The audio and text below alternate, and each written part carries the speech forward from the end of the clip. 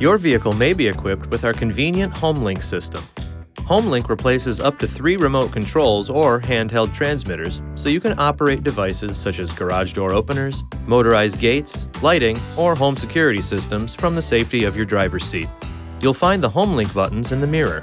To start programming for a garage door opener, first make sure you're parked outside the garage.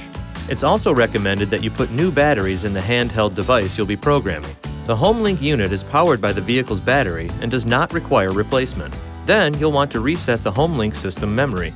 To do this, simply push and hold the 2 outside buttons until the indicator light flashes. This could take up to 20 seconds. This procedure erases all 3 HomeLink button programs, so you only need to do it once. Do not erase all 3 channels when programming additional buttons.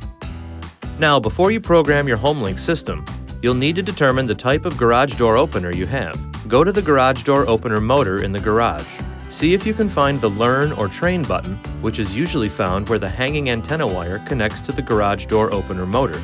It is not the same button normally used to open and close the door, and it may vary by name or color depending on the manufacturer. If you can find a Learn or Train button on the opener motor, then you're using a newer rolling code garage door opener, and programming will involve a few additional steps. If there is no Learn or Train button, that means you have an older, non-rolling code garage door opener. Once you know what type of opener you're using, you're now ready to program the HomeLink system. Here we go. Put the ignition switch in the on-run position, but don't start the engine. Hold the handheld transmitter 1 to 3 inches or 3 to 8 centimeters away from your HomeLink system. Now, simultaneously push and hold both the HomeLink button you want to program and the handheld transmitter button. Watch the HomeLink indicator light. It will flash slowly at first and then rapidly. It may take 30 seconds or more for the rapid flashing to occur. When it does, release both buttons. The garage door may open and close while you're programming. To check your programming, push and hold the just programmed HomeLink button and observe the indicator light.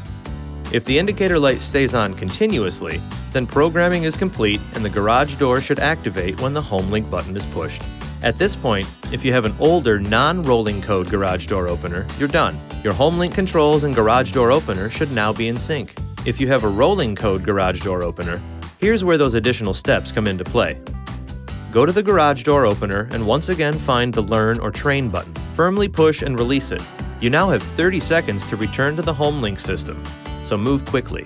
Better yet, it might be good to have a second person standing by at the HomeLink system. Once there, push the HomeLink button you'd like to program twice. Hold the button for 2 seconds each time. If the opener is plugged in and activates, programming is complete.